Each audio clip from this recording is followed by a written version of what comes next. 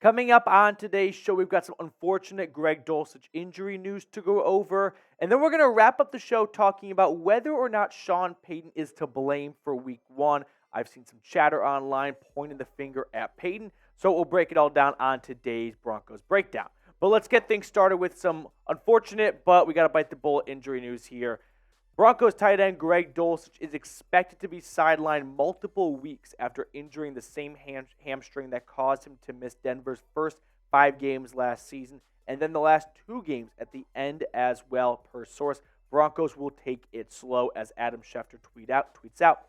This sucks, and it is honestly very concerning because hamstring injuries are usually the type of injuries that end careers at the end of people's careers, like in the last few seasons, not at the start of careers. And for Greg Dulcich, it's a big-time bummer. He had to deal with that, like Schefter pointed out, to start last season, and then it caught up to him at the end of last year. I know he worked a ton this offseason to try and get his hamstring in a better spot, and we are 1/2 into 2023, and he is already going to miss several weeks, and I wouldn't be shocked if he goes to short-term IR, shut him down for 4 weeks, and open up a roster spot in the meantime.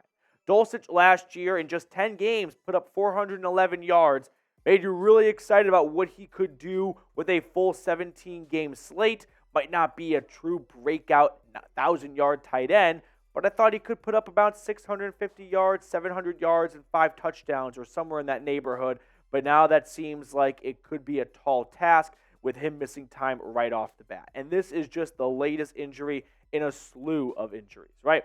Tim Patrick, Achilles, out for the year. Jalen Virgil, knee injury, out for the year. Jonas Griffith, torn ACL, out for the year. Baron Browning on the PUP list, and I don't think he's even going to be ready to go Week 5.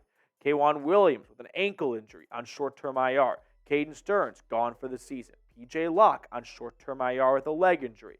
UDFA tackle Alex Palchevsky, hand injury, short-term IR. These are just 9 players, and it's a longer list of guys that have dealt with injuries so far already. So I know that we are all just looking for answers and whatnot, but if you are sick and tired of being the IR Broncos, tired of seeing starting players go down right off the bat or before this season even kicks off.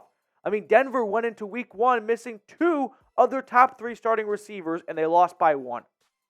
Tell me that if they have Tim Patrick and Jerry Jeudy, they don't win that game. Come on. If they have those 2 guys, this is a different outcome. It's a different result. But once again, the IR Broncos strike again. So type me down below if you are tired of this same old curse following the team for the last decade or so. Now, with no Greg Dulcich, it is on Adam Trautman, who is the team's starting tight end already. So I know it might feel like Denver lost their starting tight end, but Adam Trautman did lead the team with 5 grabs for 34 yards in Week 1, and that's just going to add more to his plate. Chris Manhertz did not have a first good game. Nate Atkins wasn't even dressed. He was a healthy scratch, the UDFA tight end out of South Carolina. Somewhere we were all wondering, Alberto, maybe they should have kept him, because holding on to Greg Dulcich, who missed 7 games last year with a hamstring injury, was probably not the safest bet in the world, knowing that might flare up again, and you could use Alberto to back him up.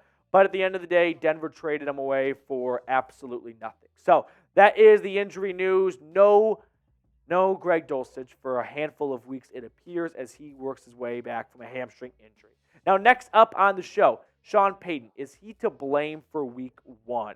I've seen a lot of chatter online about Payton being the boogeyman after that 17-16 defeat to the Raiders.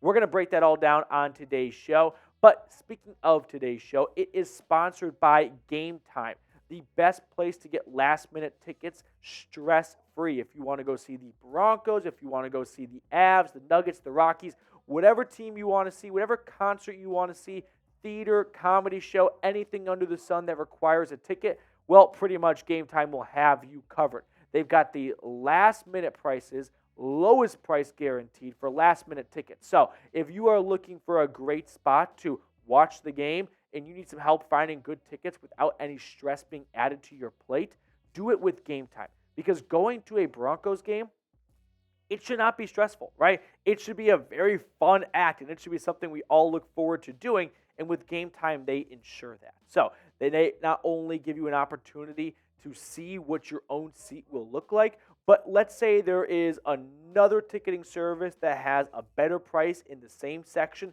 and the same row. Well, Game Time will give you a 110% match on whatever price that is. So you are literally going to get the best price available. Now, with Game Time, they are going to give Broncos Country $20 off their first purchase. Download the Game Time app.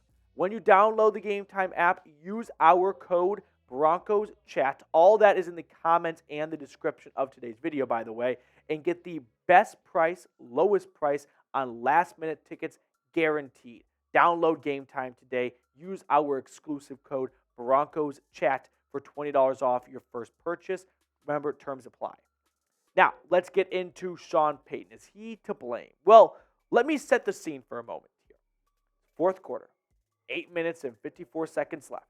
4th and goal from the Raiders' 5-yard line, okay? What does Sean Payton decide to do? He decides to kick a field goal and go up 16-10, still keeping it a one-touchdown game. But let's run through the film a little bit. Let's go back in time for a second here. Unfortunately, I can't play the clip. Otherwise, I've got some copyright notice coming my way. But I can show you guys right here on 2nd and goal that Russell Wilson has Brandon Johnson there covered by Diablo, but there is a window. And if Russell Wilson throws this ball immediately on 2nd and goal, that's going to be a touchdown. Brandon Johnson's going to catch that ball and fall into the end zone. And Denver's going to go up 19-10, and that's going to make it a whole different ball game, 2-score game in the 4th quarter. That would essentially put the game away. But instead, Russell Wilson holds onto the ball for a second too long, and Diablo breaks up the pass. It's incomplete. All right, moving on. We'll take me off screen for this next one. Moving on to 3rd and goal. So after that last incomplete pass, here's 3rd and goal. I want you to look at the top of the screen. You've got, Courtland Sutton running a crossing route right now. He's got his man beat. Russell Wilson sees him. Well, I hope he sees him, but he looks like he's looking a little bit to his right. Instead, Russell Wilson gets a little bit panicked. He gets flushed out of the pocket. He runs back to the 20-yard line, 15 yards behind the line of scrimmage, and he throws it to a security guard standing by the tunnel. When you look, Courtland Sutton is going to run a crossing route over the middle of the field. He is going to be open. But Russell Wilson gets a little bit panicked. He throws it away. He makes the smart decision as to not hold on to the football for too long once he doesn't see Sutton and once that play dissolves, and he throws it away for 4th and goal, so there's no turnover like Jimmy Garoppolo did. But honestly, these are back-to-back bad plays. And I think Sean Payton on the sideline saw those two results. And he goes, from the 5-yard line, that's a bit of a risky decision to run the ball. So I'm likely going to pass it here. And if I pass the ball, well, I just watched my quarterback on back-to-back plays miss what looked to be pretty surefire options as touchdowns. Russell Wilson, by the way, played a really good game in my opinion. This is not a jab at Russ. He threw 2 great red zone touchdowns. 2 great red zone touchdowns, okay? But he did miss a very crucial opportunity on back-to-back plays at the end of the game, which not every quarterback is going to be 100% in the red zone. This is not to say Russell Wilson screwed the pooch here. But Sean Payton is making decisions in the moment going, well, I just watched 2nd and 3rd and goal both go for incomplete passes. Do I really want to try that on 4th and goal? Or should I take my guaranteed 3 points and force the Raiders to drive down the field and score a touchdown? I don't hate the idea of forcing the Raiders to drive down the field and score a touchdown with some faith in your defense. Ultimately, the defense folded, but I don't dislike what Sean Payton is trying to do there after watching how the last 2 plays unfolded. Now, before we get to the next piece of play, next instance where Sean Payton is getting criticized, if you are looking for more film breakdowns, subscribe to the channel, because if we can get up to, say, 16,000 subs, well, we can do more videos and we can get you guys more content, and that includes film breakdowns. So consider subscribing if you have not already. Moving on to the second situation where Sean Payton got a lot of pushback. So after Denver kicked the field goal to go up 16-0, well, here's the situation. They get the ball back with 5 minutes to go in the 4th quarter. They are down 17-16 because the Raiders took 90 seconds and drove down the field and scored a touchdown. So in the 4th quarter, with 5 minutes and 8 seconds to go. It is 4th and 3 from Denver's 32, and Sean Payton decides to punt. So, Sean Payton has to make a decision here.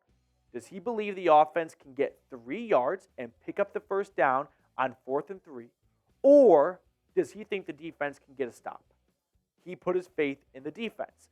This is a different decision now because go back to the earlier decision when he kicked the field goal, he believed the defense could make a stop there.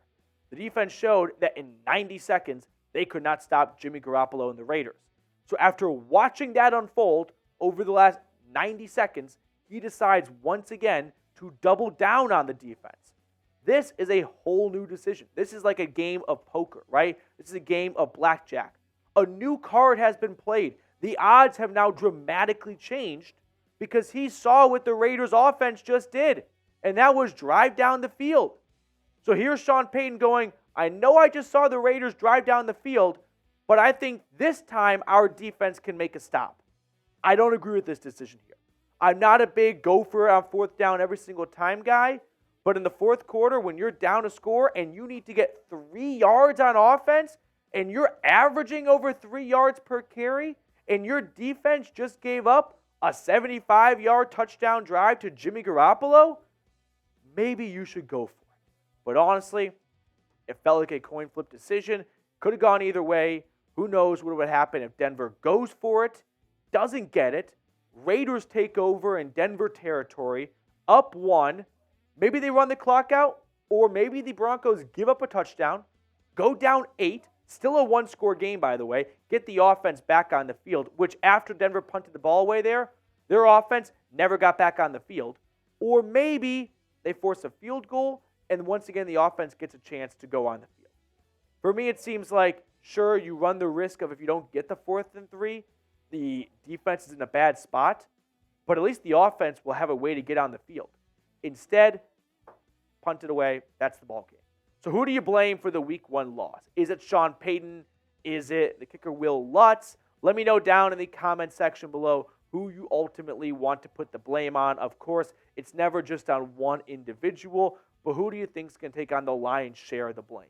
For me, not to single out one individual, but I'll just go with Denver's pass rush. It was non-existent. On that last drive, you've got the Raiders on 3rd down, passing the football, an opportunity for an incomplete pass to stop the clock and to save a timeout and to get the ball back. But instead, Jimmy Garoppolo, he's not even a fleet of foot kind of guy, is able to pick up the first down with his own 2 legs. It's one thing if it's Devontae Adams making an incredible catch or something, or Josh Jacobs bouncing off some defenders. But no, pass rush never found Jimmy Garoppolo once in this game. That's what I'm putting this loss on. Not Sean Payton. I'm going to put on the pass rush. All right, that's going to do it for us on today's show. Thank you so much for tuning in, by the way. I really appreciate you guys for taking time out of your day to come hang out with me. I'll let you go. Enjoy the rest of your Tuesday, and we'll see everyone later.